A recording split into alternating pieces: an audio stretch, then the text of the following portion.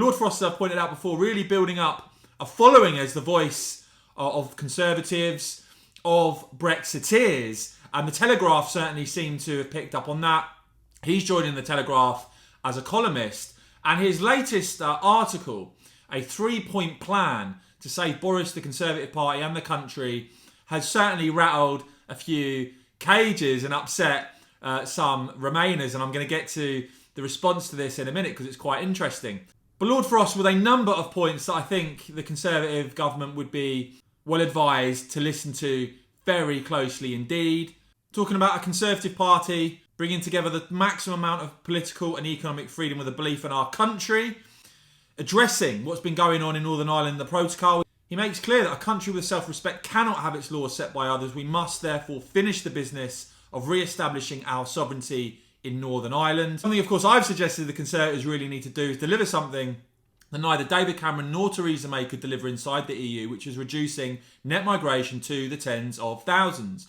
Frost makes the point in his article, we need to control our borders effectively and reduce the inward migration that is still adding a city the size of Manchester to the country every decade. He talks about needing to turbocharge our country's productive capacity through a return to free markets and competition. Saying 1% growth is not good enough for Britain.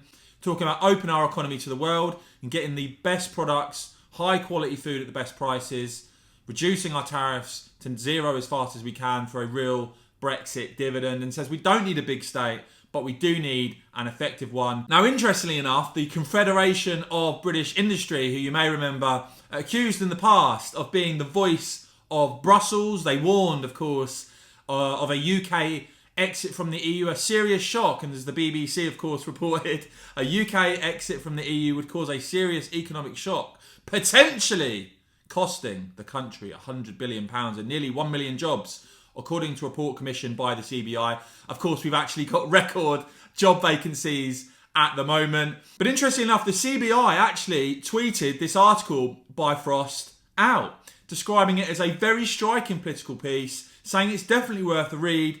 And like us, rooted in a rejection of 1% growth Britain, we can and must aim higher. Now, I don't like to highlight individual responses normally on Twitter and things like that, but needless to say, some Remainers absolutely freaking out in the comments to that. The fact that the CBI put out was essentially a post-Brexit manifesto of sorts from Lord Frost. It's another big intervention, another intervention that I think paints a positive way forward. I will put a link to what is an excellent article down in the description of this video, guys. Let me know what you make of this intervention from Frost and the CBI's tweet there. As ever, I'll keep bringing you all the very latest, so please do give this video a big thumbs up. And of course, as ever, thanks so much for watching.